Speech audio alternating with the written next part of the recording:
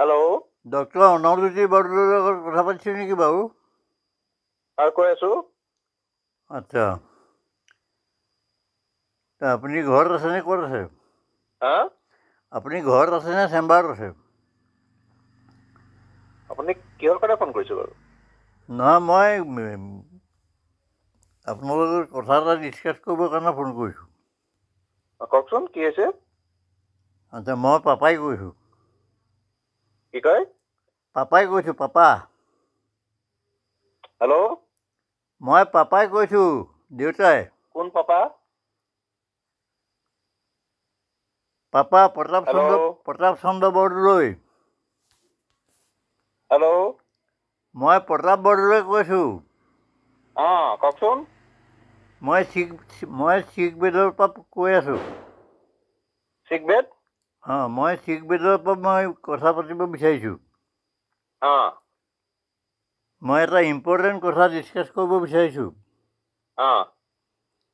বুজি পাইছে নাই এতিয়া কোনে কৈছে? অঁ, কওকচোন। নহয়, বুজি পাইছে নাই কোনে কৈছোঁ? কথাটো কওকচোন কি আছে? নহয়, কথাটো মই কওঁ, আগতে বুজি পাইছে নাই?